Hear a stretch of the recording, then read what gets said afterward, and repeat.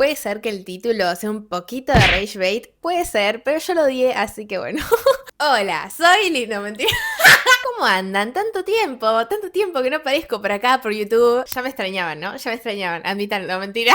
Ay, ella, discúlpame. Nada, acá estoy yo. Si no me conocen, yo soy Luna Arellano, una fan de Stranger Things desde 2022. El último video que hice fue un análisis del volumen 1 de la temporada 5, el cual amé, adoré. Ustedes ya lo saben, estuve todo el video halagando al volumen 1, a los escritores más que nada. Pero ¿qué pasa? No todo lo que brilla es oro. Nada, resulta que vi el volumen 2 y el volumen 3 y lo odié, los odié, los detesté, odié. Así que acá estamos con mi análisis de estos volúmenes.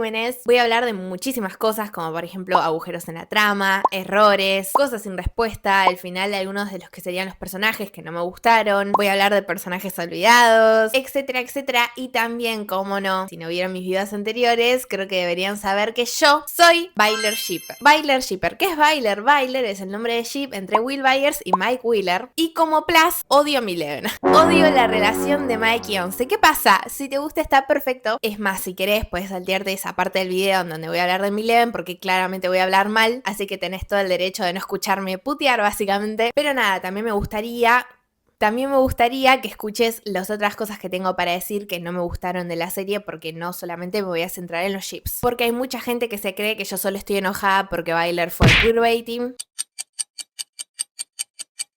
Y no, la realidad es que no, que hubieron muchos otros errores. Hay mucha gente que también está enojada y que no shippea a Byler necesariamente. Entonces me pareció importante agarrar todas las cosas que no me gustaron y juntarlas en un video que va a ser extremadamente largo. Pero acá estamos. Si alguien se pregunta cómo estoy desde el 31 de diciembre, el día que fuimos queerbaiteados y que tuvimos ese final, estoy mal, la verdad. Pero bueno, acá estamos con una sonrisa, porque es la manera de afrontar las cosas. Bueno, antes de comenzar con todo esto del análisis, quería aclarar algo bastante importante. Si tenés una opinión contraria a la mía, si te gustó el final, estás agradecido con el final, está perfecto, es totalmente válido. Cada uno tiene su opinión, vos tenés la tuya, yo tengo la mía, mientras que respetes la mía. Últimamente en las redes sociales se está invalidando las opiniones de los Byler shippers tan solo porque shippean Byler. Hay gente que no le gusta el ship, pero a la gente que opina distinto a la de ellos, directamente anulan todo lo que tienen para opinar o para decir. Con lo cual eso claramente no está bien, se sabe. Como que toda esta ola masiva de homofobia, más que nada que generó la salida de Closet de Will sin razón. O incluso desde antes siempre se nos bardió a nosotros por shippear eso. Desde el 26 de diciembre me llegan comentarios a mí completamente randoms de gente burlándose de mí porque Byler no se hizo canon, ni siquiera cuando había salido el capítulo final. Y es algo que la verdad rompe las pelotas, teniendo en cuenta que no solo me pasa a mí, nos pasa a todos los Byler shippers, literal, aunque no publiques nada, ningún contenido, ya es como que haces un comentario y ya caen 10 monos a bardearte. Pero bueno, es importante aclarar esto antes de seguir grabando, así que sigamos. Creo que la mejor manera de empezar este video es contándoles los errores, los agujeros de la trama y las cosas sin respuestas que nos dejaron los Duffers. Hay tantas cosas mal hechas en esta temporada, igual sin contar el volumen 1, no tengo nada en contra del volumen 1. Hay una chica que hizo un documento y llegó a contar 84 agujeros de la trama. Bueno, decís 10, 15, 20, 84. Podemos hablar de la cantidad masiva. ¿Qué es eso? ¿Qué tan fracasado? ¿No conoces tu propia serie? Su TikTok, para que la vayan a seguir, denle apoyo, obviamente, por armar este pedazo de documento, aunque está en ruso, pero no importa, vale la pena total leerlo. Te los dejo por acá. Pero yo acá básicamente les voy a contar los errores o agujeros de la trama más notorios, para darles un breve resumen de lo que está mal en esta serie. Empezamos con la pregunta más común de ¿qué pasó con los demogorgones, los demobats, las enredaderas, todo eso en la batalla final? Todas las criaturas del Upside Down, que normalmente eran un problema en las batallas anteriores del final de las últimas temporadas, como por ejemplo los demobats que causaron la muerte de Eddie, desaparecieron, así, ¡pum! Pero lo más gracioso es que los Duffers salieron a dar una explicación en una entrevista, básicamente, intentando justificar que los demogorgones no estaban en esa batalla porque Vecna no sabía que iba a ser atacado por los chicos. Vecna, un loquito básicamente que puede leer mentes, meterse en la mente de las personas. Y para colmo, atacó a Hopper en ese mismo capítulo. O sea, él se metió a la mente de Hopper para atacarlo y no se dio cuenta que estaban usando tipo a 11 metida en ese tanque para derrotarlo a él. Así que claramente no tiene lógica alguna esta respuesta de esta entrevista. Después, otra. ¿Por qué Will no sufrió nada de la muerte de Vecna? Will, siendo parte de la mente colmena, un factor muy importante de esta mente, y la típica frase de que si la mente muere, el cuerpo muere, acá no se cumple. Will, que minutos antes había sentido el disparo en la mano en base del trauma de Henry, había sentido cómo se prendía fuego vivo porque un Demogorgón estaba pasando por eso, sintió como había sido atropellado un Demogorgón, cuando Vecna es ejecutado por la mismísima Once y después por Joyce con el hacha, él está intacto. Digo yo, la persona que más ama a Will en todo este planeta Tierra, claramente no quiero que se muera, no quiero que le pase absolutamente nada malo, pero hubiera tenido un poquito de lógica que quizás habría una escena en donde Will se desconecte de manera completa de Vecna para no sufrir nada en el final, y no la tenemos. Otro error, es como Max se graduó al mismo tiempo que su grupo. ¿Cómo? O sea, ella, Max, que estuvo en coma durante 2 años, se graduó al igual que el resto. Que estudió en camas, o sea, ella se contactó con sus profesores mediante la mente de Henry. ¿Qué? También, si Joyce y Hopper, ¿no? Joyce y Hopper conocían a Henry, a Vecna, en la secundaria. ¿Por qué no le dijeron nada a los chicos? Esto aparece en los flashbacks de Henry, cuando Max se mete en ellos, que aparece Joyce repartiendo unos papeles de una obra de teatro, que aparece que ella iba a actuar con el mismísimo Vecna. Y también aparece en The First Shadow, la obra de teatro oficial de Stranger Things, en donde están todos juntos en la secundaria y no pasa nada. Ahora, ¿por qué Max no quedó ciega? La mayoría de estos errores tienen que ver con Max. Me sorprende bastante eso, pero literal. Vecna en la temporada 4 le había quitado la vista, ella le había dicho a Lucas que no podía ver nada, ni sentir nada. Y hay ciertas partes del ojo que no se regeneran. Cuando perdés la vista por completo no la puedes volver a regenerar. Entonces no tiene ninguna lógica que cuando se despierte del coma, Max pueda ver perfectamente bien. Después, otra cosa, el reencuentro de Hopper y Max. ¿Qué? Hay que tener en cuenta que cuando Max estaba en coma, ella no sabía que Hopper estaba vivo. Ella se había quedado con el recuerdo de que en la temporada 3 Hopper la quedó y cuando ella se despierta ve a Hopper ahí y dice, ah, hola, tan tranquila vas a estar que alguien volvió a la vida. Y otra cosa media loca bastante, pero es más que nada esto es conveniencia del guión. Porque Derek, un nene de, ¿cuánto? 10 años, tiene más fuerza que el mismísimo Vecna y que un militar. Cuando estaban haciendo el plan del baño de sacar a los chicos siendo perseguidos por Mr. Watsit, un militar intenta abrir la puerta del baño y Derek se le interpone y no deja abrir la puerta. ¿Cómo puede ser que tenga más fuerza? Y también cuando Vecna le estaba tirando de la pierna a Holly y el otro va y ¡tum! Se la saca. Pasa rutina, Derek. Y también podemos hablar de por qué no se explica por qué el Upside Down está atascado el 6 de noviembre de 1983. Cuando Will desaparece. O sea, en ningún momento dice, ¿entienden? Tipo, fue un plot muy importante en la temporada 4 porque fue un descubrimiento que hizo Nancy que se quedó súper choqueada y todos estábamos como, no, ¿por qué? ¿Qué pasó? Y para colmo, ¿por qué era importante esa fecha también? Porque Lucas había dicho en el volumen 1, no, estamos a punto de volver a noviembre 6, faltan, no sé, 3 días creo que había dicho, y yo no creo en las coincidencias. No las creo más. ¿Y qué pasó el 6 de noviembre? Nada. Y el último que voy a remarcar es por qué Vecna necesitaba a 12 chicos. Vecna lo que hace es secuestra básicamente a 12 chicos haciéndose pasar por Mr. Watsit, o sea, el señor que los conecta al Upside Down, le mete un poquito el de suya mentes adentro. Todos habían hecho como, no, 12 chicos. Es más, la mismísima, creo que Robin le había preguntado a Will diciendo, ¿por qué necesita 12 chicos? Y andás a ver por qué necesita 12 chicos, porque ni siquiera los Duffer saben. Que ellos dijeron en una entrevista que tampoco sabían que no era necesario 12 chicos. O sea, el reverendo pedo de ese número. Le ponía 7 y iba a ser otro Bailergate. Todos estos errores hicieron preguntarse al público de por qué hay tantas cosas tan incorrectas. Entonces formó un gate, una teoría llamada Conformity Gate. Esta teoría colapsó en las redes, pero creo que la mayoría no sabe que esta teoría comenzó siendo un Bailergate. En mis videos anteriores dije millones de Bailergates, más que nada el que se centra 100% en Bailer. Bailergates son teorías dedicadas al ship de Mikey Will específico.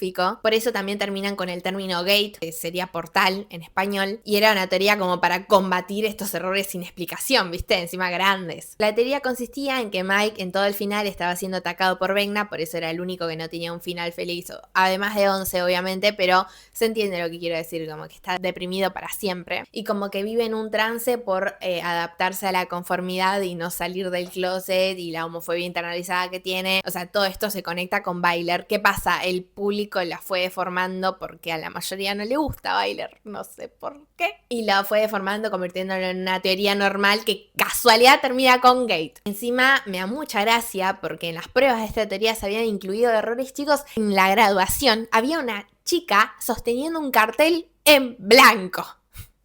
Por otro lado, dejando de lado los errores y todas estas cosas, tenemos un documental llamado Una Última Aventura que está publicado en Netflix, que es oficial, de cómo filmaron la temporada 5 de Stranger Things. Básicamente son 2 horas hablando del maquillaje, hablando de las producciones, de absolutamente todo. Y yo creo que un nombre adecuado para este documental, que no sea el de Una Última Aventura, sería Tutorial de cómo dejar en ridículo a un escritor. O Tutorial de cómo arruinar una serie, si querés. ¿Qué carajo? O sea, se dejaron literalmente en ridículo. Se quemaron solitos. En un clip sale una foto de una computadora en donde ellos están escribiendo el guión, están en proceso de escribir la serie.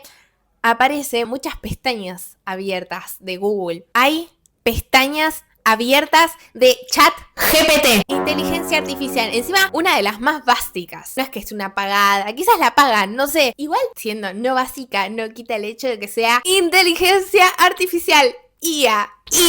Y ustedes dirán, bueno, tiene una pestaña abierta, 2. No. ¿Cuántas pestañas abiertas tenía Mike? 3, to be exact. 3 pestañas. Ni yo abro tantas. Hay que tener en cuenta que cuando uno empieza a grabar normalmente una serie, encima con tanto hype que tiene Stranger Things, hay que tener ya todo escrito, hay que tener todo planeado, todo perfectamente bien hecho para que no ocurran errores en el momento de grabar. En ese documental muestran cómo empezaron a grabar el episodio 8, o sea, el último episodio de la serie, sin tener el guión completo.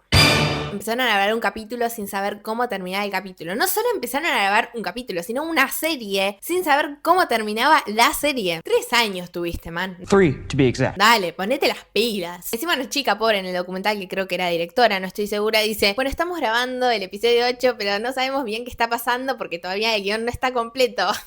Dios mío. ¿Y vieron lo que les dije del error o el agujero de la trama de por qué no había demogorgones? Bueno, un escritor, no estoy segura si es Paul Licher, creo que sí, pero no quiero ponerle nombre por las dudas. Le dice a los Duffers, les dice, che, tienen que haber demogorgones, tiene que haber algún demobat. Es tipo literalmente muy loco que no haya ninguno. Y uno de los Duffers le responde, ¿y vas a poner uno o no vas a poner uno? ¿Qué estás queriendo decir? Y por último, en este documental aparece un pizarrón blanco donde habían tipo punteos de lo que iba a pasar en el final. Había uno que no pusieron y me hubiera encantado ver. Y yo creo que tengo una teoría de por qué no lo pusieron. Lo voy a hablar más adelante en el video. Habían puesto que la batalla final incluya a Will derrotando al Desuellamentes, a su enemigo, más que nada de la temporada 2. Hubiera sido magnífico verlo, hubiera sido espléndido. No lo vimos. O sea, hubieran podido haber desarrollado más los poderes de Will y no lo hicieron. Bueno, creo que es momento de hablar de los finales de los personajes. Me voy a centrar principalmente en 3 personajes y después voy a hablar de algunos, pero quizás más reducido. Me voy a centrar en el final de Shane, o sea, de 11. Me voy a centrar en el final de Mike y me voy a centrar en el final de Will. Conviene empezar con el final de Shane Hopper. ¿Qué carajo? Creo que me parece demasiado cruel de parte de los escritores el hecho de que muriera. Ya con eso te dice todo. ¿Por qué, me dirás? Bueno, escuchen. Literalmente 11 pasó toda su infancia en un laboratorio, sin saber lo que era una infancia real. Fue tratada como literalmente un experimento por parte de Brenner y de las demás personas que trabajaban en el laboratorio. Generó muchísimos traumas, que esto se desarrolla más que nada en la temporada 1 o en la temporada 4, como por ejemplo lo que sería el proyecto Nina, o en la temporada 1 cuando Mike encierra a Jane en su closet y ella se siente cuando Brenner la castigaba. Hay que tener en cuenta también que vivió en el bosque entre la temporada 1 y la temporada 2 hasta que Hopper la encontraba, y después vivió encerrada 353 días para que el gobierno no la encuentre. Tuvo que 3, 4 años de vida normal, entre comillas, ni siquiera, porque en ese tiempo la estaba buscando los militares, la estaba buscando lo que lo usaron como un experimento en el laboratorio y la estaba buscando un loquito pedófilo con poderes. Después que apenas descubrió algunos de sus gustos, recién ella en la temporada 3 descubrió que podía elegir su propia ropa, luchó contra el villano millones de veces, final de la temporada 1, final de la temporada 2, de la temporada 3, de la temporada 4, todo eso hasta llegar a la temporada 5, que la conclusión es que la única forma de acabar con lo que la estuvo haciendo sufrir por tanto tiempo es suicidándose. Cali en la temporada 5 había hablado con ella y le había dicho que la única forma de no arrastrar a sus seres queridos y liberarse de este sufrimiento es acabando con su vida, como que Once iba a arrastrar a las personas que ama, que quiere, al abuso que ella estaba sufriendo. Once había entendido lo que le dijo Cali y estaba dispuesta a hacerlo hasta que Hopper le da una charla súper motivadora de por qué tiene que seguir viva, tiene que disfrutar su vida, hacer su futuro, planearlo como una persona normal, tener una vida plena. Después de esa charla todo el mundo creía que le iba a hacer caso a Hopper y no a Cali, porque de verdad había entendido la razón de vivir, para que al final la enseñanza de la serie sea: para acabar con el ciclo de abuso tenés que suicidarte. Mátate para terminar el sufrimiento que estás pasando. Teniendo en cuenta también que la carta de Hopper de la temporada 3 del futuro, de no sé qué, de no sé cuánto, fue al reverendo pedo. ¿Y saben lo que más me da bronca? Que los Duffers dijeron en una entrevista que no veían forma de que Once siga viva. O sea, intentaron ver un final en donde ella sea feliz, en donde ella... escuchen esto es terrible. En donde ella esté casada con Mike. Creo que habían dicho eso, o que esté con Mike, algo así, no importa, ese no es el punto, después de hablar de eso, pero que básicamente Once representaba el poder de la infancia, no sé qué dijeron, y que por eso la tenían que matar, como que no maduraba, no sé qué quisieron decir, o sea, todo completamente absurdo. Podrían haber hecho eso en otra escena en donde Once muestre su independencia que hay dentro de ella, en vez de matarla. Y hablando de lo de Mike y qué sé yo, o sea, ya los 3 finales posibles que le dieron a ella o que vieron posibles para ella, bueno, que intentaron pensar, son todos una reverenda mierda. El primero, el canónico, muerta, listo, ya está. Sacamos encima un personaje que le estaba pasando mal. No. Después el segundo, que es el que dijeron, vamos a dejarles el final abierto para que tengan algo en que creer y no se rajen un al 11, por ejemplo. No, perdón, no se jode con eso. Que básicamente el final era estar sola para siempre, sin ningún ser querido al lado de ella, en el medio de la nada, literal. O el tercero, que era una parte de lo que le había dicho Hopper en el discurso, o lo que dijeron los mismísimos Duffers en esta entrevista, que es estar casada y con hijos. La puta madre, no puede ser independiente, no puede ser libre, no puede descubrir qué quiere estudiar, si quiere trabajar de algo, algún hobby, su vocación, qué casa quiere comprar, y a qué quiere dedicarse en el futuro. Me la ponen de ama de casa la pobre chica. Encima saben que es lo peor, que uno de los 2 finales, que es básicamente que ella está sola en el medio de la nada, aparecen las 3 cascadas. Bueno, 2 en verdad aparecen, pero no importa, está el concepto de las cascadas, que era algo que Mike había decidido, no ella. Nunca supimos lo que quería ella en el futuro y la metieron en un futuro que Mike quería, no ella. Y para colmo, la cereza del pastel es que todo su personaje y toda su muerte fue reducida a Mike y a su relación. Su muerte básicamente sirvió para la culpa de Mike y para, volver a repetir su trauma, bla, bla, bla, todo verso. Se está suicidando la chica de 16 años y te concentras en esa relación tóxica, por Dios. Hasta Hopper la superó más rápido. Hopper había dicho, no, me voy a matar porque se me murió una segunda hija, listo. Y después en el epílogo, listo, ya fue. ¿Qué? Encima que no tuvimos otra despedida de ella con otro personaje, pobrecitas, la anclaron a Mike, podría haber hablado con Will, podría haber hablado con Max, con Hopper, podría haber hablado con cualquiera. Hubiera estado buenísimo por lo menos antes de esa escena tan trágica que hable con Will, que se despida, o con su mejor amiga, o con su madre, la tía, no sé, la madre no puede hablar, pero se entiende lo que quiero decir. Me molestó muchísimo que no se hayan centrado en el futuro que ella quería tener, y bueno, ya sabrán el resto porque ya lo dije, pero nada, ahí cierro el tema de la muerte de Once, su final. Seguimos con el final de Mike Wheeler, ese final tan motivador a superar de alguna cosa triste, o sea, obviamente sarcasmo, ¿no? Quiero que quede claro. Y podemos hablar más allá de lo que sea el epílogo, sino del volumen 2 y del volumen 3 en general, que todo el desarrollo del volumen 1 se fue al carajo, hizo pasó de líder, de proteger a los chicos, que apenas los conocía, de dar tipo ideas, de manejar las cosas, a no influir casi nada en la trama. O sea, el chabón estaba ahí, vos sabías que estaba ahí, pero anda a saber qué hacía ahí. Después podemos hablar del hecho de que Mike fue lobotomizado en su máximo esplendor, literal. No tiene reacción a los sucesos, o sea, no reacciona. Él vivió la desaparición de su hermana, vivió la casi muerte de sus dos padres, la salida del closet de su mejor amigo y no dijo ni ay, ningún gesto, o sea, algo te pido. Y también, de vuelta, lo mismo pasó con Shane, redujeron todo su personaje a su relación, porque su muerte fue lo único lo que tuvo por lo menos una reacción mínimamente normal, y también lo redujeron en el sentido de que, por ejemplo, cuando estaban matando a Vecna, en los flashbacks que tuvieron cada uno, el de Mike solo se trataba de cuando 11 desapareció en la temporada 1, olvidando todo el resto de traumas que tiene Mike, como por ejemplo la desaparición de su mejor amigo, la posesión de su mejor amigo de Will. Will estaba gritando su nombre mientras sentía que lo estaban quemando vivo y Mike estaba tapándose los oídos. La desaparición de su hermana y la casi muerte de sus dos padres, que ya dije, creo que es importante igual aclarar eso, son su propia familia. Y bueno, como dije, su final poco motivador, obvio. En vez de darle una superación coherente para que siga con su vida después de la muerte de Shane, nada. O sea, es perseguido por su fantasma por el resto de su vida. Y encima es el único arco final que le dieron, no mostraron nada más. Es como, él está triste, se gradúa con un poquito de, bueno, vamos, qué sé yo. Y después dice, bueno, de storyteller, no sé qué, que se la pasa escribiendo historias y habla de la historia así inventada de 11, qué sé yo, no cuenta nada de lo que él quiere para futuro, ¿se entiende? Y yo creo que es lo más importante que hay que aclarar, es que desperdiciaron toda la historia y desarrollo de Mike. Ahora quedó como un mal novio y un mal amigo porque sí en las temporadas anteriores. Y encima lo justifican con que es adolescente, porque los adolescentes tenemos cambios de ánimo y qué sé yo, bla bla bla, las hormonas. Yo no soy así, yo soy adolescente. Conozco millones de adolescentes porque vivo en un ambiente lleno de adolescentes.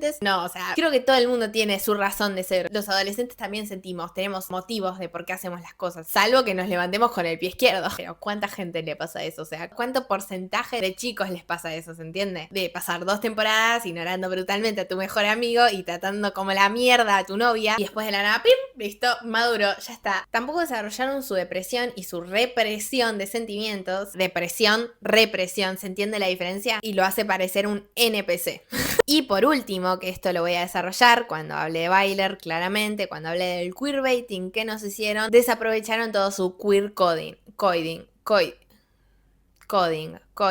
¿cómo se dice? Desaprovecharon todo su código queer. Haber aprovechado eso lo podría haber convertido en uno de los personajes queer mejores escritos en la historia de cine. Seguimos con el último final en donde me voy a centrar tipo ampliamente. No solo voy a hablar del final, sino en general del volumen 2 y 3 de este personaje, que este personaje claramente mi hijo biológico, yo lo parí, que quede claro, William Jacob Byers. Voy a hablar del final de Will y todo lo que abarca el volumen 2, el volumen 3, o sea, su salida del closet, su participación, un poco de todo, quizás hablo de otras temporadas también. Su conclusión, básicamente. Al final de cuentas, el propósito de Will en toda la serie siempre fue mantener a flote Eleven. Usaron sus sentimientos para arreglar una pareja heterosexual tóxica. Los sentimientos, que eran bellos, duraron una década entera, se fueron desarrollando durante todas las temporadas. Yo ya hablé mucho de estos sentimientos, yo ya hablé muchísimo de Byler, pueden ir a ver mis videos anteriores si quieren, están completamente invitados. Y me da bronca que Mike nunca supo la verdad, que los sentimientos que pensaba que eran de 11 son de Will. Esos sentimientos que inspiraron a decirle te amo a su novia, que era la persona incorrecta de la cual provenían esos sentimientos. Lo que más me molestó que intentaron en lo posible sacarse de encima los sentimientos de Will hacia Mike. Ya esto voy a ampliar más que nada cuando hable del queerbaiting, pero hago una mención breve, como que lo minimizaron a un crush, lo redujeron a Tammy Thompson, la odio,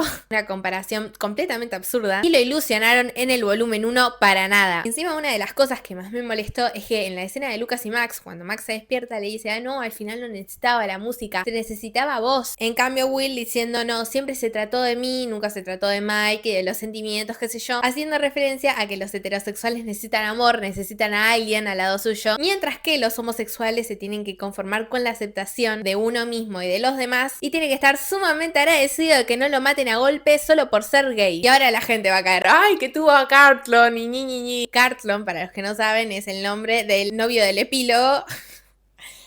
Ay Dios, descubrimos su nombre literalmente por el pedido del personaje, o sea, unos documentos fuera de la serie. Cartlon literalmente no tuvo un puto diálogo. No dijo nada. Literal, no dijo nada. Nada. Además de que apenas le tocó el brazo, chicos. Un beso, una caricia. Yo le apoyó el brazo así.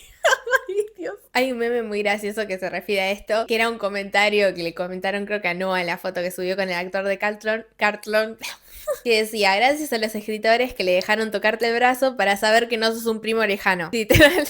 Es muy gracioso. Y para colmo, o sea, esto no acaba acá. Queda claro que Cartlon es la imaginación de Mike, ¿no? Todo el chabón este que se va a conseguir Will y qué sé yo, es literalmente la imaginación de Mike. Mike se lo inventó todo en su cabeza esquizofrénica. Más adelante voy a explicar por qué bardeo tanto a la imaginación de Mike, que nos hace confundir las cosas verdaderas, las que no son verdaderas. Nadie lo entiende este tipo. Otra cosa que me da muchísima bronca es que Will, el personaje que más tiempo estuvo anhelando un romance, una relación durante las 5 temporadas. Veía una pareja al lado de él y él miraba, viste, como la puta madre, ¿cuándo voy a tener esto? El que más quería un romance durante toda la serie fue el único que no lo tuvo. Hasta Lonnie Byers, el personaje que más odio con todo mi ser, tuvo a una random que tuvo más tiempo en pantalla y más diálogos que Cartlon. ¿Entienden? Cartlon.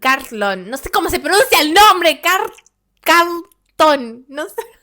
Después, ahora vamos a hablar del tema creo que más polémico de volumen 2, el que más tuvo bardeo básicamente, la salida del closet de Will. Lo primero que quiero aclarar es que sí, era necesaria, no soy ese tipo de hater, hay mucha gente que la bardea porque era innecesaria, dio mucho cringe, nadie la necesitaba, ¿para qué Will sale del closet? Qué sé yo, no, se necesitaba, es más, yo quiero más escenas todavía, eso me pareció insuficiente para desarrollar todo el dilema de los sentimientos de Will y su... Odio el mosquito ese. Y su dilema con su sexualidad, etc. El problema es otros detalles. Primero empezamos con el diálogo que no estuvo tan mal a pesar de cosas que vos decís, dale. Primero empezamos con el clásico, or me, o el no sé qué decía en español, no la vi en español, que decía como, a mí tampoco me vas a perder. Or me. Eso que todo el mundo cuando iban a abrazarlo agregaban, or me, ¿qué? Tipo, cállate con el or me, da tu tipo punto de vista más amplio, no te agregues a la que opina la otra gente, ¿entendés? Sé original en esta vida. Es más, hasta Noah, el Noah Schnapp, dijo él mismo que no le convencía ese or me en una entrevista y dudaba de que si iba a funcionar. También Will diciendo que le gusta perderse en el bosque. Tenemos en cuenta que la primera participación de Will en la serie es literalmente su trauma después de desaparecer una semana en el bosque, entre comillas. O sea, un trauma que después se desarrolla en la temporada 2 y después sigue, pero no se desarrolla tanto. Le gusta todo menos perderse en el bosque, yo creo, ¿no? O sea, lógica. Y después también lo de los milkshakes en Melvans. No sé cómo se pronuncia. Es básicamente una tienda que en la serie aparece como tienda de conveniencia. O sea, tienda tipo, es como un chino, ¿entendés? Acá en Argentina. Tipo cosas que vos comprás para tener a mano. Es la tienda en donde Joyce trabaja y en donde ella compra las luces de Navidad, los teléfonos que se le rompen, toda la temporada 1. O sea, sabemos que ahí venden todo menos milkshakes. Pero ¿qué pasa? Vendían milkshakes en la época de que Joyce era adolescente y Henry también. O sea, en la obra de First Shadow. Entonces no se sabe si se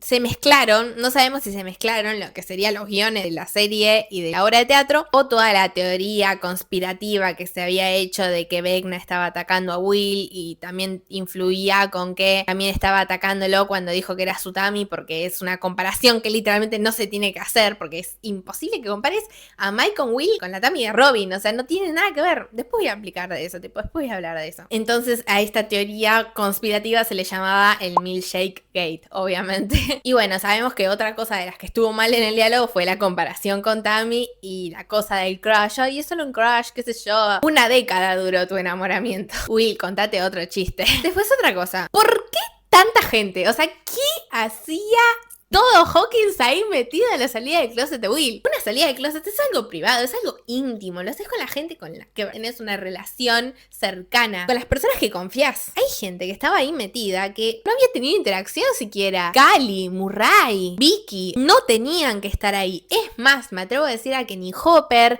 ni Nancy, ni Steve tendrían que haber estado ahí. Una charla, una salida del closet con sus amigos, con Jonathan y con Joyce hubiera sido algo mucho más sentimental. Hubiera estado 1000 veces mejor si solo ellos hubieran estado presentes. También otra cosa de la salida del closet de Will es que antes Vecna había asustado a Will con una visión de su futuro en donde todos básicamente se alejaban de él por su sexualidad. Y Will salió del closet justamente para que Vecna no vuelva a usar esa visión en su contra y no le muestre ese miedo otra vez para debilitarlo. O sea que Will prácticamente salió del closet a la fuerza por Vecna. Yo lo que me pregunto es que no podrían haber esperado un poquito que Will tome la decisión de cuándo salir del closet, que le salga del alma, que le salga del corazón, que no sea forzado a algo tan difícil como lo es una salida del closet en los 80. Que se sienta cómodo por lo menos, como hizo Robin en la temporada 3, pero no pasó así. No permitieron que él tome la decisión libremente. Lo que me pregunto es por qué no la hicieron parecida a la de Robin. La de Robin fue literalmente perfecta, ni siquiera había dicho que le gustaban las chicas y todos ya habíamos entendido que le gustaban las chicas. Había sido privada, solo con Steve, sentimental, la canción, todos llorando, qué sé yo. Acá yo también lloré, pero después la otra gente que empezó a bardear en Twitter, pero de una manera increíble. Es que está tan mal escrita que la gente literalmente ya es homofóbica, no pudo generar empatía. Obviamente iba a pasar eso, pero quizás en menos cantidad si hubiera estado igual que escrita la de Robin. Y además hay que tener en cuenta que Noah estuvo súper incómoda de grabar la escena. Él dijo en una entrevista que estuvo 12 horas filmándola y hasta llegó a un punto en donde él tenía que disociar para poder filmar la escena. Además dijo que había tanta gente, ojo, que se sentía en una conferencia de prensa en vez de estar saliendo del closet. Y dejando de lado la salida del closet, hay que tener en cuenta que los escritores no saben nada de Will. ¿Qué onda? Es tu propio personaje. Además de que se olvidaron de su cumpleaños en la temporada 4, que eso ya es un montón. No saben su edad. Amigo, Joyce, en un momento, en el volumen 1. Ahora sí, una cosa que tengo para quejarme del volumen 1. Ella había dicho, recordando el momento en donde Will desapareció, el 6 de noviembre de 1983, que cómo puede ser que una madre no se fije en su hijo de 11 años. 11. Ahí tengo el cartel de Will desaparecido. Ahí, ¿ven lo que estoy señalando? Dice que Will tiene 12 años cuando desaparece.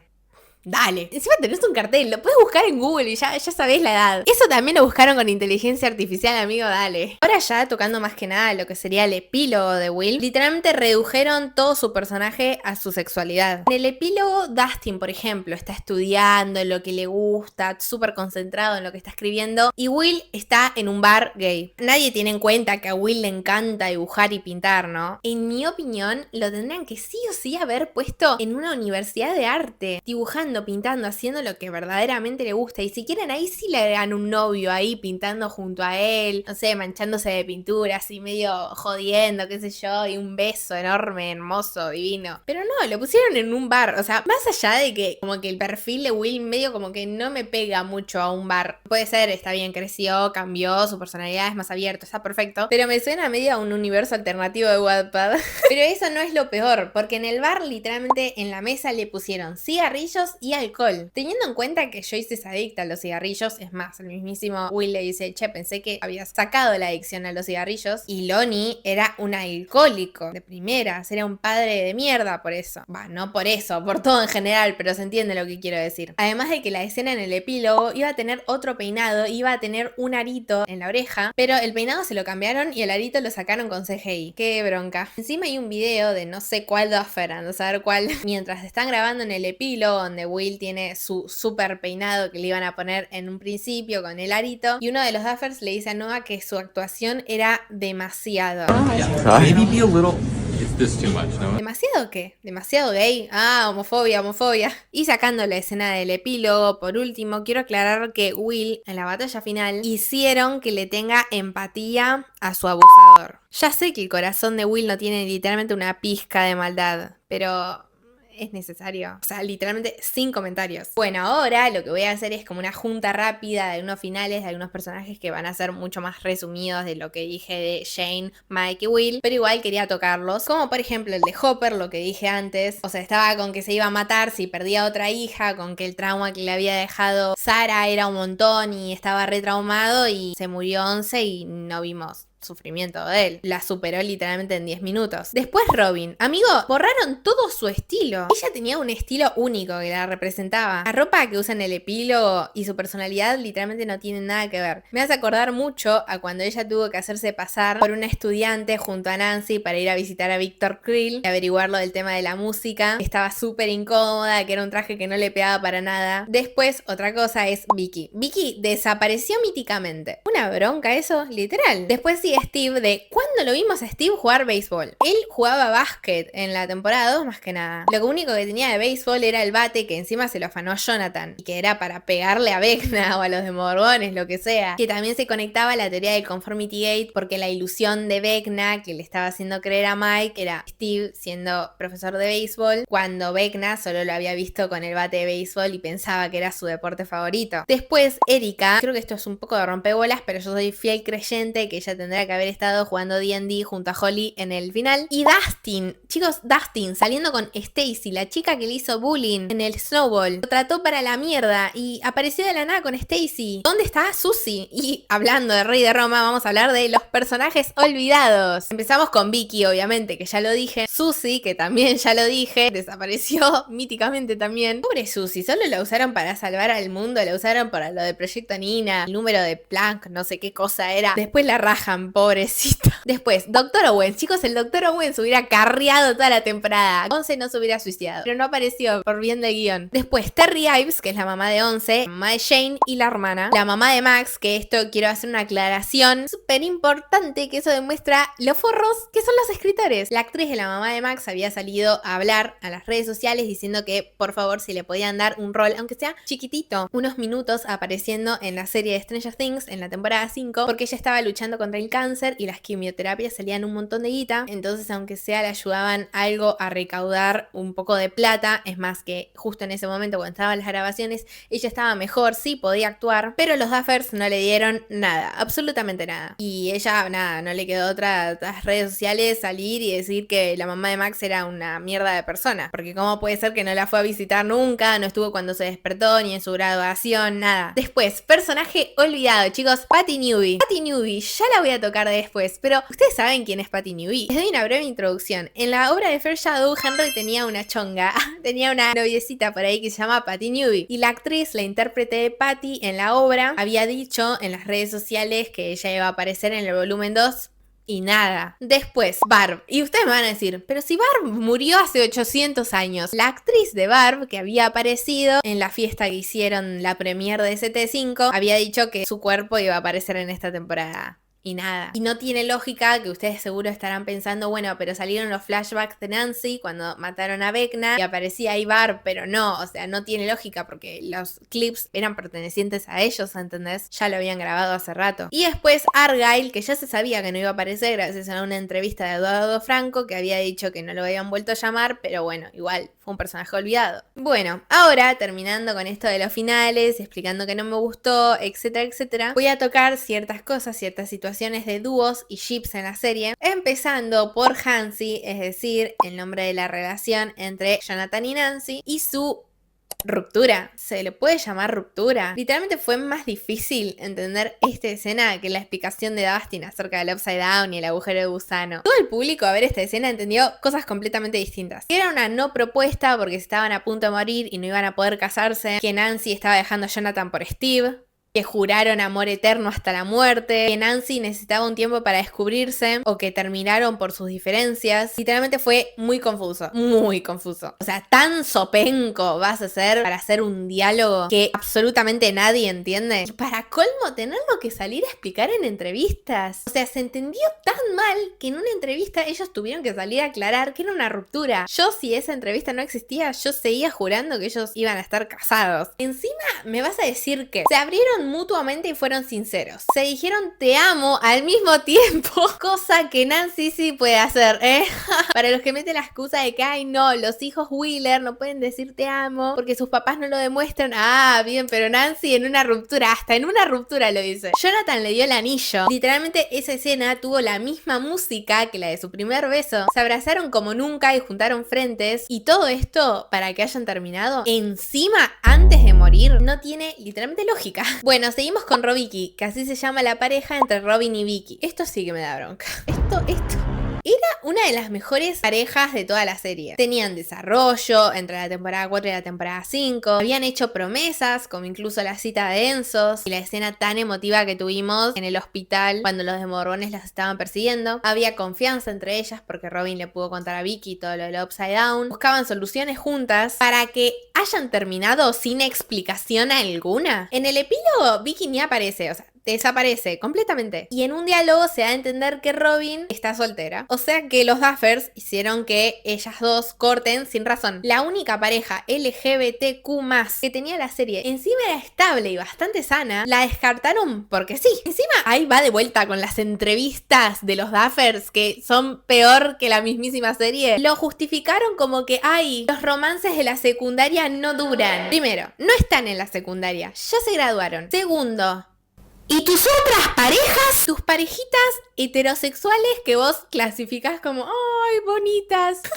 Re enojada la mina. Hopper le gustaba a Joyce desde la secundaria. Fue un slow burn. Además de que a Mike parece que lo van a reducir a 11 por el resto de su vida. Y después, Joyce y Lonnie, Karen y Ted. En The First Shadow muestra cómo se conocen ellos. Es más, lo muestra en la serie. Ya sé que no son el mejor ejemplo de relación sana, obviamente para nada, pero por lo menos están juntos. Y además de que Jonathan y Nancy parece que van a volver, porque hay unas miraditas ahí en el epílogo que algo dicen. Y también voy a abrir un espacio para hablar de Elmax y su reencuentro. Elmax es el nombre del dúo que también se le puede decir hacia el ship, pero yo voy a hablar del dúo de Shane, o sea 11 y Max. En esta temporada dejaron completamente de lado a uno de los mejores dúos de toda la serie. Literalmente su dinámica tuvo un cambio abrupto entre temporada y temporada, y todo esto se demuestra en el despertar de Max. Por eso hablo de reencuentro. Literalmente era uno de los reencuentros más esperados de toda la serie. Era como el de Joyce y Hopper en la temporada 4, porque la única vez que se vieron desde la mudanza a California fue literalmente mental, fue en la mente de Max, ni siquiera fue real. Además de que lucharon juntas contra Vecna y Max casi la queda, casi se muere, y C la revive como puede, o sea, hace que sus latidos del corazón vuelvan a funcionar, pero vive con la culpa. Es más, hay una escena en donde ella agarra la botella abajo de su cama y la gira cuando tuvo una pijamada con Max, teniendo sus recuerdos y largándose a llorar. Horrible. Encima que tenían la amistad más linda del mundo, Max la ayudó a encontrarse a sí misma. Todo eso para que cuando por fin se vean en persona después de tanto tiempo, la escena sea más insípida que otra cosa. Fue incómodo con todas las letras. Encima fue peor que el reencuentro de Max y Hopper. Por lo menos Hopper le dijo una frase más larga. Los Duffers le pusieron cero ganas a esta escena y se nota. O sea, Jane lo único que le dijo fue, ¡ay, estás acá! ¿Entendés? Y después ¿qué? Se alejó, se fue, se tomó el palo. Un abrazo te pido, uno solo, y ni eso. Y abro un paréntesis, un extra para hablar del reencuentro de Will y Max, que a mí me encantó el dúo. Es un dúo que estoy esperando hace mucho tiempo y la verdad me fascinó, pero hay una realidad de que ellos no tenían mucha interacción antes y que ellas dos también se merecían una escena así, o mejor incluso. Creo que llegó el momento ya de hablar de los dos ships que más estaba esperando compartirles mi opinión. Obviamente la rivalidad más conocida de todo el fandom, Milleven vs Byler. Y obviamente vamos a empezar a hablar de Milleven. ¿Alguien me puede explicar qué onda con esta pareja? Si es que se le puede llamar pareja. Apenas tuvieron interacciones en esta temporada. Vamos parte por parte. En el volumen 1 tuvieron una sola escena que parecía más platónica que otra cosa. Es más, muchos espectadores habían pensado que entre la temporada 4 y entre la temporada 5 ellos habían terminado. Si quieren un análisis más completo de por qué se creía eso, pueden ir a ver mi video del análisis del volumen 1. Eso sí, tengan en cuenta que lo filmé antes de ver el final y yo amé el volumen 1. Y después de esa escena, que no hubo ni un solo beso, listo, ya está, no aparecieron más juntos. En el volumen 2 discuten y Mike la vuelve a tratar como un arma. Jane le dice que no tiene energías y Mike le dice, ay bueno, te damos comida, come, así las volvés a recuperar. Todo esto para encontrar a Will que está perdido en Camazotz. No sé, yo solo digo. Y esta cosa, de verdad me hizo creer que ellos dos habían terminado. Cuando yo escuché esto dije, listo, ganamos. Creo que fue 11 a Mike, le dijo, los amigos no mienten. Los amigos no mienten. Y después encima me lo pintan como la mejor pareja, porque en el volumen 3 parece que quisieron arreglar todo lo destrozado anteriormente. Podemos hablar de la escena toda pedorra que tienen los dos en el vacío. Literalmente esa escena se centra más en la tristeza de Mike que la mismísima Jane a punto de matarse a ella misma. Y esto es lo más gracioso de la escena, el agarre de Mike hacia Jane. Dios, amigo, flexionar la mano, ¿la conoces? Tipo, sostener las cosas bien. Donde es una Barbie, es un Lego, literalmente la sostenía así. El chabón apoyaba la mano así, recta. Un poquito de, como no sé, sentirla, algo. Está toda la escena sosteniéndola así, así.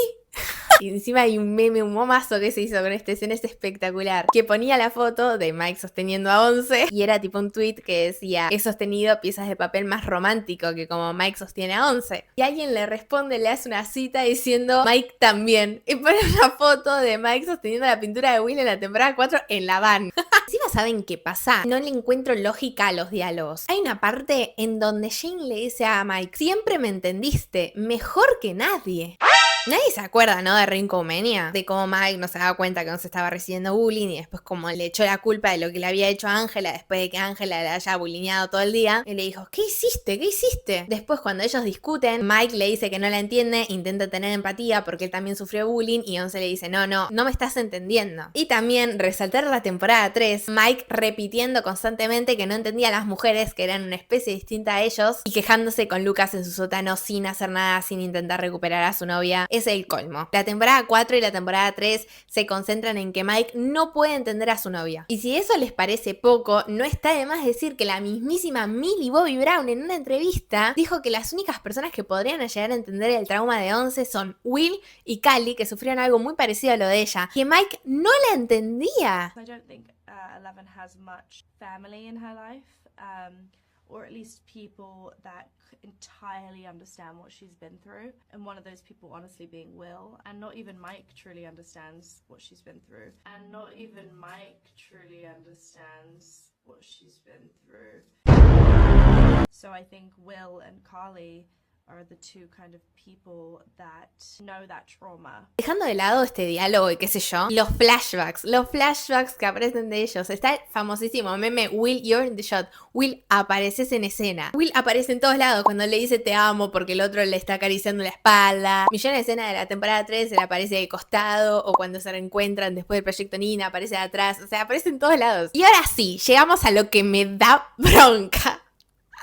¿Qué haces utilizando Purple Rain de Prince and the Revolution en una escena de una pareja heterosexual tóxica? O sea, ahí me quedó claro que los Duffers no saben leer, porque no saben leer la letra de una canción. Además, no te quedó claro, ¿no? Que la canción representa a la comunidad LGBTQ+, a la que vos le hiciste queerbaiting, a la que vos te burlaste en sus caras. ¿Podemos analizar un pedacito de la letra de Purple Rain? O sea, para que quede claro. Dos frases. Una que dice: Baby, I could never steal you from another. Ok, ya empezamos con el inglés. Bebé, nunca te podría robar de otra persona, ¿no? Queda claro, ¿no? O sea, esto que tiene que ver con Millennium, claramente tiene que ver con Byler. Vos te das cuenta de que Will, en vez de entrometerse en la relación de Mike y Jane, lo que hace es fortalecerla, arriesga sus propios sentimientos para que ellos sean felices, lo cual no lo son, pero bueno. Y después que dice: It's just a shame our friendship had to end. O sea, queda claro, primero si vamos a estar hablando de Millennium, ¿qué friendship? O sea, tipo, ¿en qué momento se pelean? ¿Qué sé yo? O sea,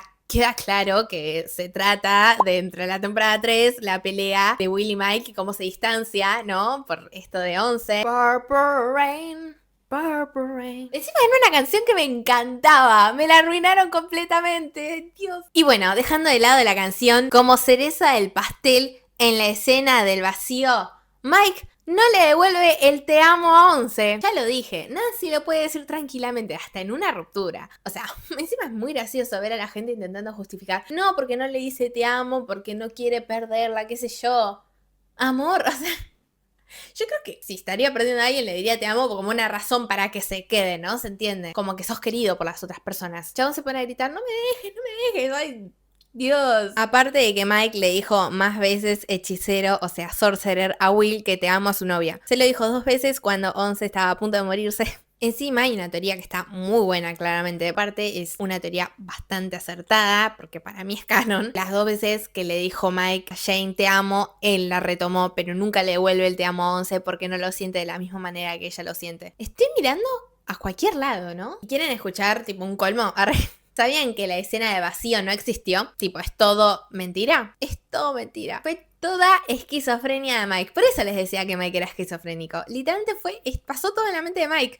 ¿Por qué? Se preguntarán. En esa escena había kriptonita. Es imposible que Once haya llevado a Mike al vacío, porque ella no podía usar sus poderes. Y encima, los Duffers se lo confirman en una entrevista, ¿eh? No es un caso hipotético, es que pasa de verdad. O sea que básicamente esa escena se hizo, no para fortalecer Millennium, porque Once ni siquiera la vivió, sino como para burlarse de los Baylor Shippers. O sea, no me da otra respuesta lógica. ¿Qué se le va a hacer? La vida es injusta. Bien, terminamos Millennium. ¿Qué significa? ¿Qué significa? Que voy a hablar del queerbaiting. Voy a hablar de básicamente lo que le hicieron a el mejor ship. Mi ship favorito ever, que es claramente Baylor. El ship entre Will y entre Mike. Pero para eso vamos a cambiar de skin. ¿Les gusta? Le hice yo la remera, se lo juro. Yo la pinté, yo la cosí, yo la calqué, yo hice todo. Le hice para mi cumpleaños temática ST y yo fui vestida fanática de Baylor, obvio. Bueno, ahora sí, vamos a hablar del queerbaiting. Para los que no saben, el queerbaiting es un término que se utiliza para cuando en una serie, en una película, en el cine más que nada, o también puede ser en la literatura, no sé, en todo, los escritores se encargan de hacer creer a la audiencia que dos personas del mismo género van a terminar juntas, con lo cual no termina pasando. El queerbaiting se utiliza solo para atraer a la audiencia queer básicamente y generar publicidad a través de eso para que después sea todo un método de marketing básicamente. Y ahora, ¿por qué Baylor es queerbaiting? Creo que queda más que obvio, ¿no? O sea, no solo que no lo hicieron, sino intentaron hacer de todo para deshacerse de todas las evidencias que había entre ellos dos, dejando huecos en la trama y cosas irreales, situaciones irreales, como por ejemplo, reducir un amor de una década entera a un crush pasajero. Me está diciendo que William Byers pasó toda la serie enamorado de Mike, específicamente de Mike, ¿eh? Un slow burn que se aplazó durante 5 temporadas y que Will sufra todo el tiempo por Mike, por quererlo, por amarlo, para que después lo supere en un solo día. No hay chance de que eso sea real, no hay chance de que es algo que pueda pasar en la vida real. También dejaron la trama de Henry Creel, alias Vecna, a la mitad.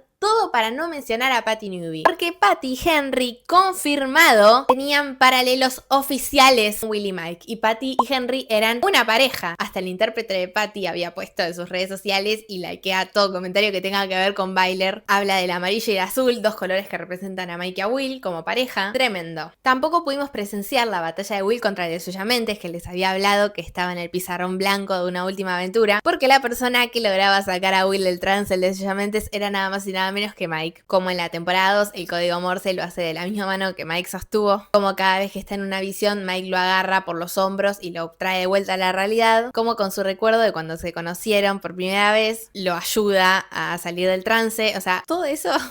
No, desperdiciado. Tampoco corrigieron errores como el Birthday Gate, que el Birthday Gate era una teoría acerca de por qué se olvidaron el cumpleaños de Will, que tenía que ver con Baylor, porque el cumpleaños de Will se había hablado en la misma escena en la que se habló de cuando se conocieron Mike y Will por primera vez, que era cuando Will estaba saliendo del trance el de Suyamentes, temporada 2, capítulo 8, y se creía que todos los recuerdos, incluido el cumpleaños de Will y cuando se conocieron Will y Mike por primera vez, habían sido olvidados y manipulados por Vecna en la cabeza de los demás. También que Mike parece lobotomizados claramente, ¿no? Y como Finn Wolfhard, el actor de Mike, tiene mejor reacción a la salida de closet de Will que el mismísimo Mike. Por lo menos va y lo abraza. Lo quiero un poco más. La última escena, la escena de la torre, en la que Mike le dice a Will, amigos no, mejores amigos.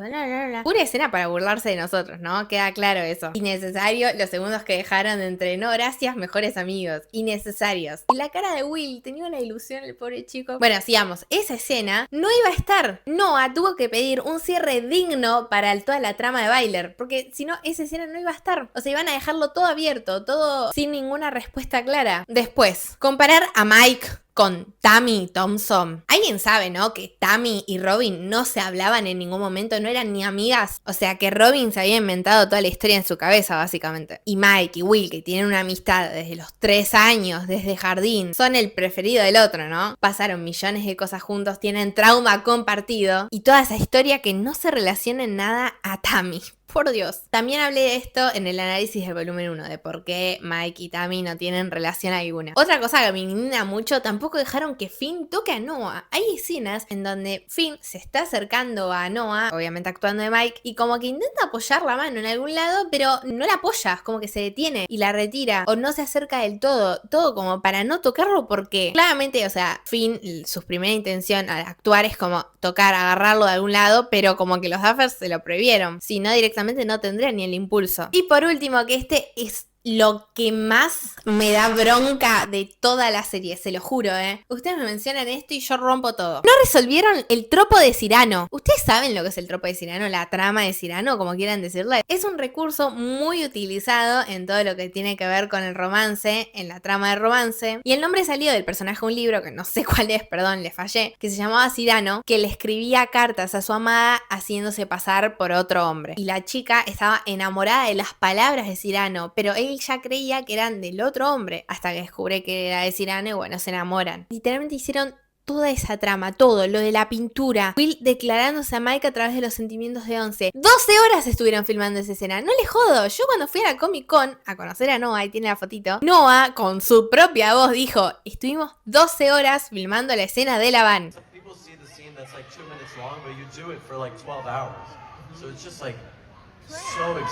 Para que no la resuelvan. Mike nunca descubrió que los sentimientos eran de Will. Y para colmo tuvieron el tupé de poner la pintura en la habitación de Mike en la universidad o no sé qué es eso, cuando está escribiendo, sin saber que son los sentimientos de Will y que esa pintura provino de Will. Ella se hace enojada, ya me enojé. ¿Saben qué es lo peor? Que los Duffers se quejaron que nosotros los Baylor Shippers éramos como ruido, un ruido molesto. Éramos los más ruidosos del fandom, pero que había que callar ese ruido de alguna forma. Así nos trataron. Pero ¿saben qué? Bien que de ese ruido se aprovecharon. Sacaron provecho al máximo, Lo escurrieron pero a más no poder. Porque lo usaron como estrategia de marketing. Y ahora va a caer la gente diciendo, no, ¿en qué momento lo usaron como marketing? Porque en ningún momento hubo señales, bla, bla, bla, bla. Ustedes flashearon todo. Mike nunca estuvo enamorado de Will. Nunca hubieron señales de que Mike esté enamorado de Will, de que sea gay. Si tu opinión es esa, bueno, es tu opinión. Pero ya que me vengas a atacar a mí o al fandom de Baylor en general, o sea, haciéndonos tratar de locos, básicamente, ya es como una falta de respeto, básicamente, porque, o sea, vos sos el tipo de persona que dice, ay, ¿por qué estabas llorando? Pero si a la mañana estabas re bien, estabas re contenta.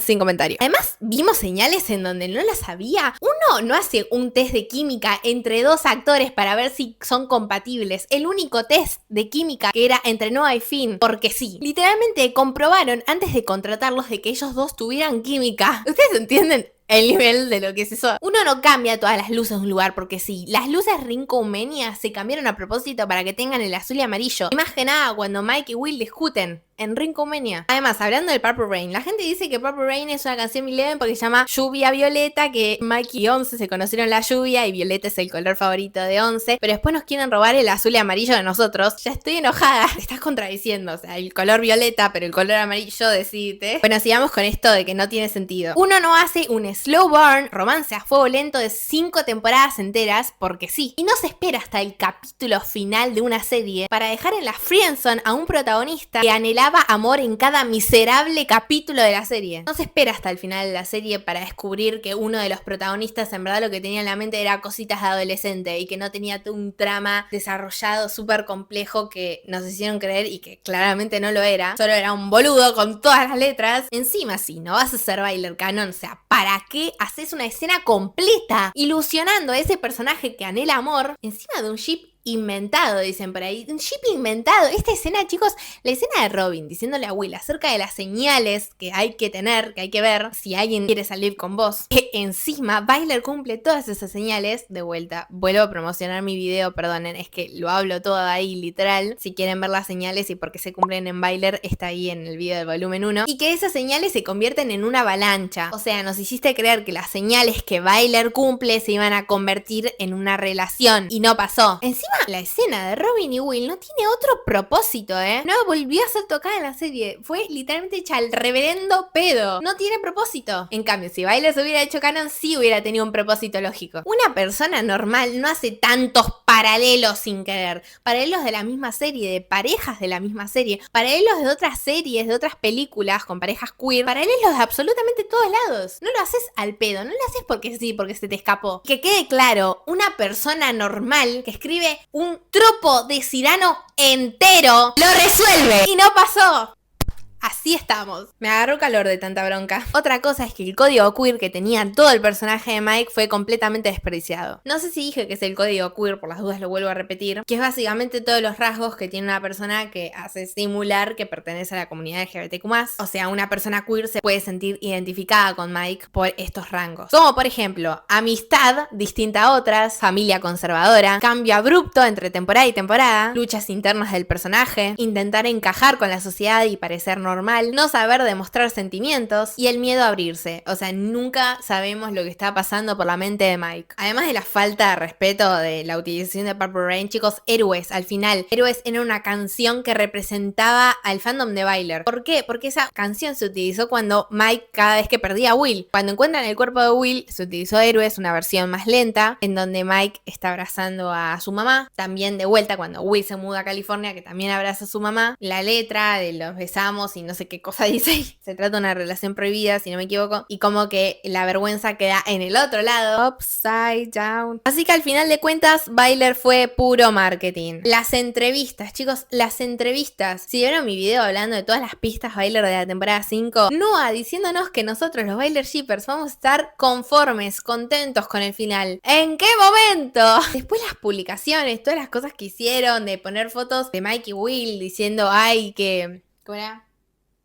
¿Cómo era que decía? Había una que habían subido a un canal que no sé si decía tengo miedo a perderte o siempre voy a estar para vos, no sé, algo así. También publicaciones que hacían tipo el tipo de novio y que utilizaban a Mike y a Will. Twitter que hicieron de We'll Go Crazy Together, haciendo referencia a una de las escenas más importantes de Byler, de Miwi de la temporada 2, capítulo 2, que prometen ellos dos volverse locos juntos, unidos. ¿En dónde la viste esa en Eleven, Escúchame. Los videos de promociones de Finn hablando de la pintura y qué sé yo, y que ellos dos utilizan el color amarillo y azul para vestirse. Interacciones con publicaciones acerca de Byler. Shawn Levy. Shawn Levy, ya ese chabón me da un tanta bronca. Es un director de la serie que dirigió muchas escenas Byler. Y el chabón publicaba cada que podía escenas de Mike y Will, fotos de ellos dos. Cuando salió el póster de la temporada 5, en vez de publicar a Mike, 11 y Will, como estaba en el póster, publicó a Mike y a Will solos. Y después escenas que terminaron en nada, como por ejemplo la de Robin y las señales, la de la van, chicos, la de la pintura, para nada, no sirvió al final. Solo sirvió para la mierda de Eleven. La escena cuando están enterrando al tipo de la temporada 4 y se miran y se dirigen como cuantas miradas, etcétera, etcétera.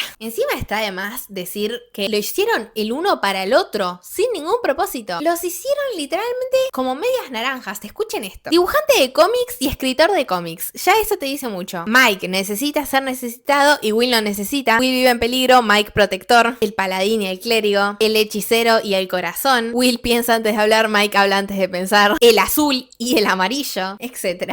Entonces, la conclusión de todo esto es, si Mike era un crush pasajero que solo sirvió para el despertar gay de Will, ¿por qué mierda no eligieron un personaje secundario? No sé, a cualquiera, un chabón de California, lo que sea. O incluso podrían haber hecho lo que hicieron con Dustin en la temporada 2, que estaba enamorado de Max y después se olvida de ella y se va con Susie. ¿Y por qué dejarlo para el final? No la temporada final, el capítulo final. Eso es peor todavía. Y encima, ¿por qué hacer que Will esté enamorado de él por una década entera? ¿Por qué razón? No hay lógica. Encima no sé si se acuerdan de mi video de volumen 1. Hay un clip que quiero que lo escuchen ustedes. Miren. Si llegamos a este punto de la serie en donde literalmente se confirma que Will desde que conoce a Mike es el mismo. Mike lo ayuda a encontrarse a sí mismo. Que deja salir su mayor potencial gracias a Mike. Que Will tiene esperanzas verdaderas con Mike. Y que su enamoramiento con Mike no va a ser algo pasajero, sino que va a ser duradero por mucho tiempo. Y que Byler no se haga canon. ¿Es en serio? Porque ¿qué ganan con eso? ¿Hacerlo sufrir más al pobre con todo lo que sufrió? Y ahora me van a decir que no puede conseguir la única cosa que lo va a hacer de verdad feliz. La conclusión de todo ese discurso que dije es que sí,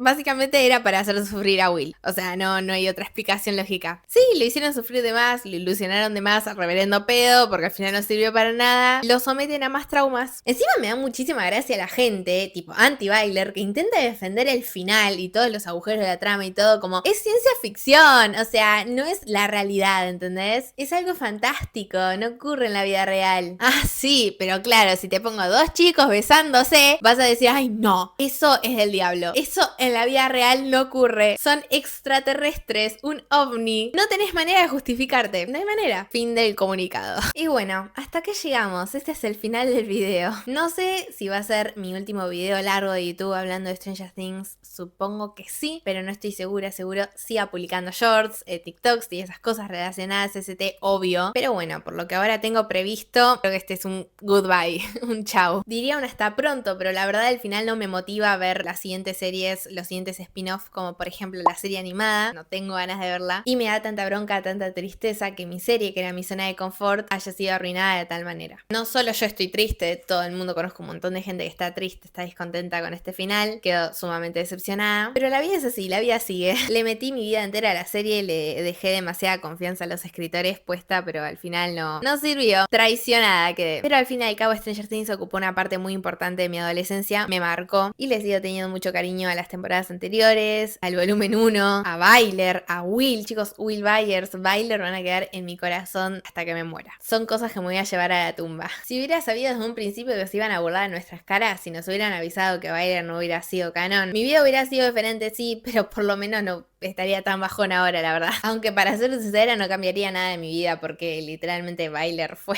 Byler me enseñó tantas cosas. O sea, para que tengan en cuenta, antes de ver el volumen 2, tengo un video de como 20 minutos. Claramente es privado, o sea, no se los voy a mostrar, pero les quería comentar como dato de color que le hice un discurso a Byler. De todo lo que me ayudó, todo lo que me enseñó, todo, se lo juro, un ship homosexual posta me cambió la vida, se lo juro. Pero bueno, a seguir a base de fanfics, a base de fanarts, a base de los amigos que hicimos en el camino. A base de edits que la verdad están haciendo cosas maravillosas. Es momento de los saludos. Antes de decirlos quería aclarar una cosita. Anuncio triste. No voy a saludar más en los videos de YouTube. ¿Por qué se preguntarán? Resulta que normalmente yo los saludos los recibo de las solicitudes de mensaje de TikTok. Y cada que tengo que grabar un video tengo que revisar las solicitudes si alguien me pide un saludo. Y por ejemplo ayer tenía que revisar 200 solicitudes de mensajes aproximadamente y no llegaba con el tiempo. Me acosté a la hora cualquiera con tal de ver qué personas me habían pedido un saludo. Y eso me limita y no me deja publicar el video un tiempo antes de lo que lo publicaría normalmente. Pero igual ustedes siempre saben que, por ejemplo, ahora comencé con los lives de TikTok y siempre saludo, siempre charlamos entre nosotros, preguntan cosas, les respondo, contamos chismes, hablamos de ST y todo.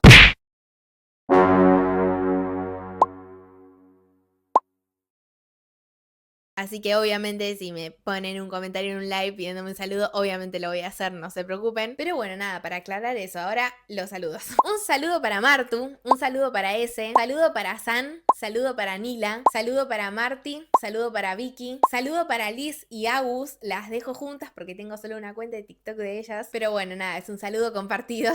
Son primas, ojo, no me critiquen por estar juntando a gente desconocida, no, se conocen. Un saludo para Lu, saludo para Luchi, un saludo para Alma y un saludo para Margarita. Mil gracias a todos ustedes por ver mis videos, mil gracias por el apoyo, posta, no sé cómo agradecérselos. Ya con que me pidan un saludo significa un montón para mí, porque es como, no me lo creo.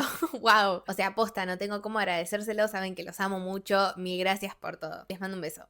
Y bueno, si llegaste a esta parte del video, déjame decirte que sos un genio, una genia. Gracias por bancarme todo el tiempo a hablar de Byler, por bancarme todo el tiempo a hablar de Stranger Things, quejarme, felicitar, comentar, analizar, cualquier cosa. Ese cierra una etapa, me pone triste, muy triste la verdad. Pero bueno, la vida sigue. ¿Qué se le va a hacer? Sepan que los amo mucho, mucho con cada pedacito de mi corazón y que siempre Stranger Things, Byler y todos nos va a estar conectando como comunidad. Porque el barco hundido lo hicimos submarino. Lo prometido es deuda. Abro un último espacio para decirles que obviamente voy a seguir publicando videos después de esto, ya que terminó la serie, sí voy a publicar cosas. Hay gente que me dijo que le gustaría que haga vlogs, que haga un día conmigo, por ejemplo, que analice otras series o incluso películas. Quizás les doy algunos tips de cosas como de edición o etcétera. Pero obviamente siempre y cada tanto quizás una posible mención a Stranger Things voy a hacer, porque esa serie me marcó de por vida. Bye bye, Miss American Pie. Pero bueno, acá me despido de mi serie favorita, me despido del mejor ship que pude haber encontrado en toda mi vida, me despido de mi casita. Así que bueno, nada, les mando un beso enorme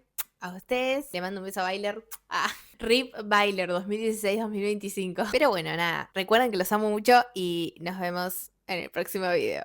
¿Quién decía eso? Yo sé que decía un youtuber famoso. ¿Era Angie? Bueno, no importa. Chau, los amo.